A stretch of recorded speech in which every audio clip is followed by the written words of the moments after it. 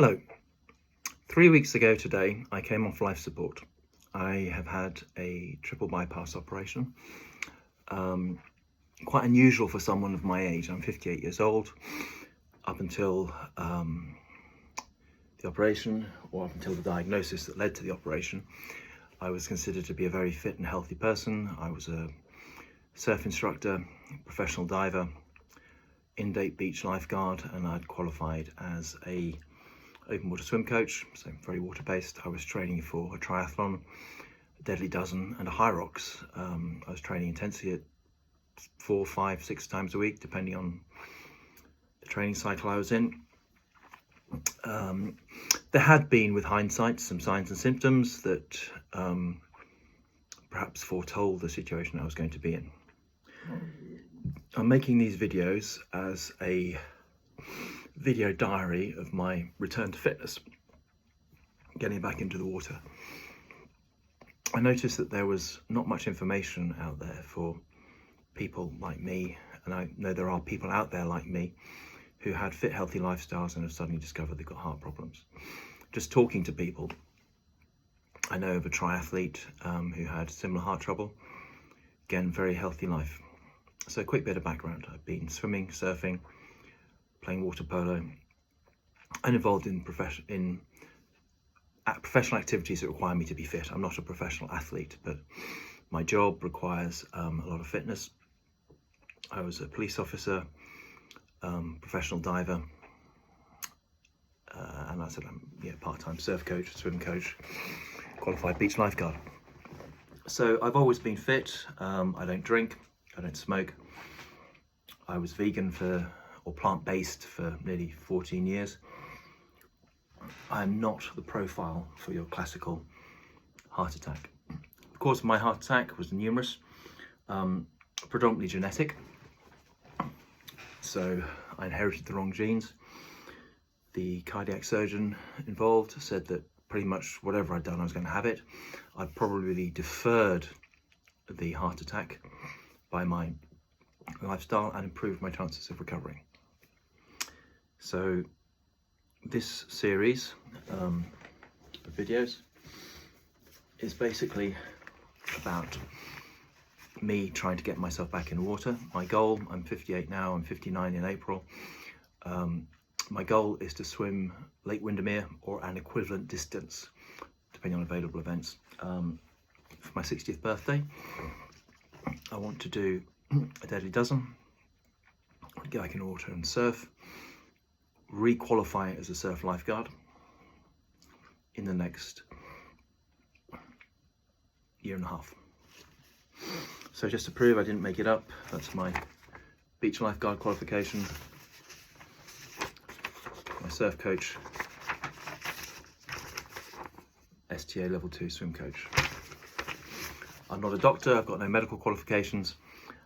I do have to have some fairly advanced first aid training, so I've been taught to recognise the signs and symptoms of heart attacks as a police officer, as a professional diver, and as a beach lifeguard.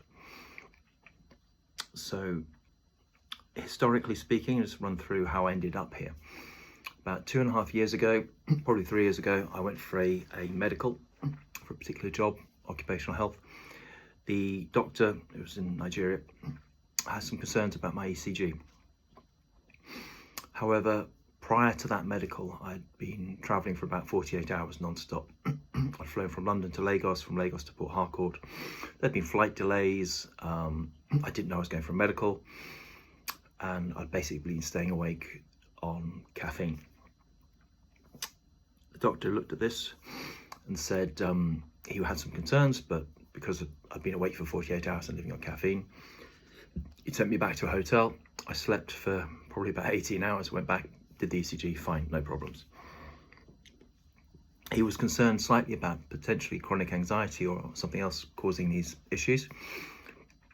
Suggested that I got myself checked out when I got back to the UK, but he gave me a medical. 6 months.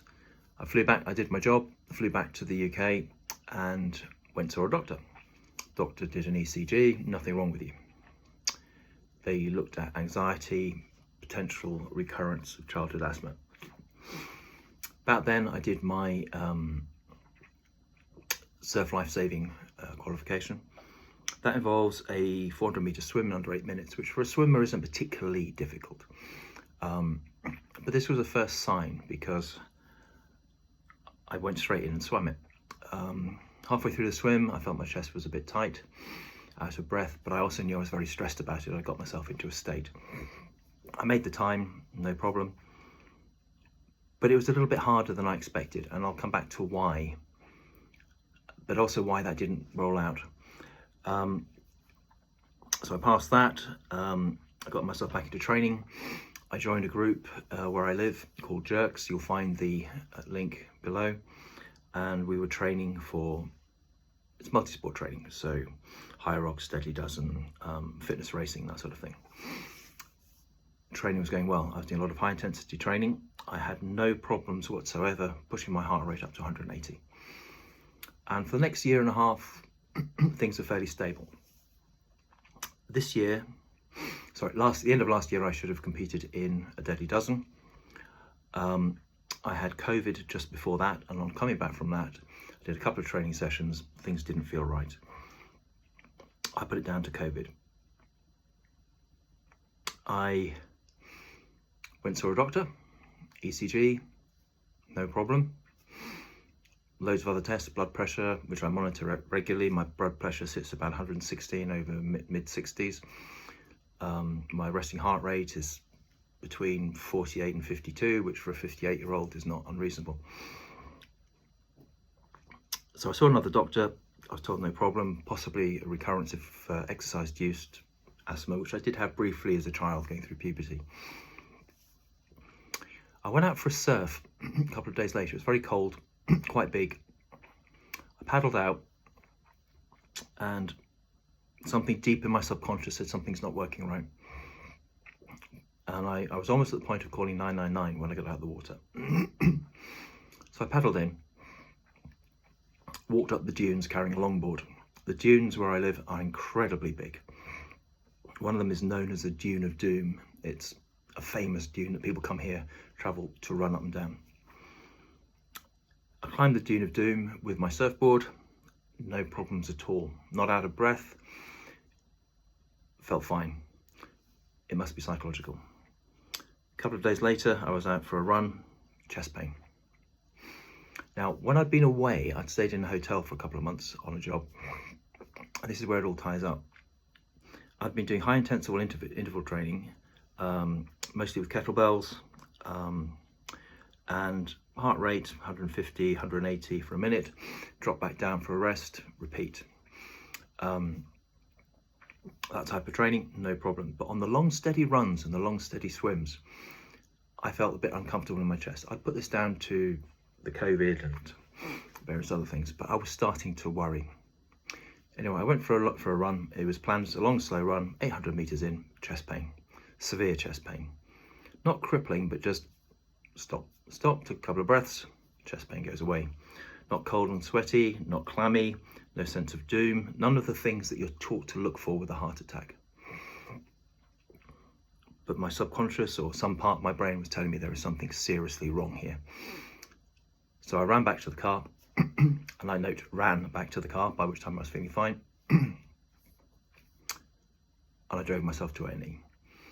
I got to A&E and they did an ECG. There's nothing wrong with your heart. They did a heart scan. There's nothing wrong with your heart. They tested my blood pressure. There's nothing wrong with you. Then they did a blood test. Now, there's a hormone that I don't know much about, toropin, which I think is the correct pronunciation. And apparently the NHS recommendation is that sits 14, 15. Mine came back at 17. The doctor in A&E, he suggested that that was slightly high, but it was within the parameters that it could be that I just have a high baseline. So we took it again. This time it came back at 77, shooting up. Now apparently, and again, I'm not a doctor, I'm just repeating what the A&E doctor told me. He said a proper heart attack, you're looking at like 6,000. But mine had gone up so fast in such a short period of time, whilst I was sitting in A&E, he was very concerned. I was immediately admitted. Unfortunately, this was just before Christmas and the New Year and an upcoming doctor's strike. So things got delayed a bit there. Eventually I got to do an angiogram and they found 3 blockages in my heart on the left side. I was told, after a lengthy discussion with the cardiologist, that this was not lifestyle related, that it was almost certainly genetic. Whilst the angiogram was ongoing, I was given an option. He said he could stent it there and then, or I could have a bypass operation. But he strongly recommended, given my age and the fact that I have an active lifestyle, that I go for the bypass. He said, in the long term, you're not going to be coming back for more stents and more further operations later. It's a big decision to say. I could have walked out with the stents 2 days later. I could probably walked out that evening with the stents. I opted for the bypass. It took some time to get into the right hospital. I underwent the surgery. I had a graft from my leg, from my radial artery, and from my left mammary. And that was 3 weeks ago. I was in ICU for, I think, about 6 days after the operation.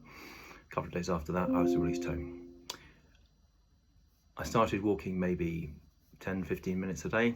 I've now got it up to an hour a day. Before all this happened, I was a Garmin nerd.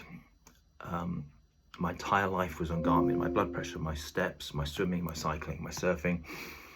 Every little detail of my life was getting onto the Garmin. I took Garmin off when I was in hospital because I didn't like listening to my Garmin telling me how out of shape I was getting.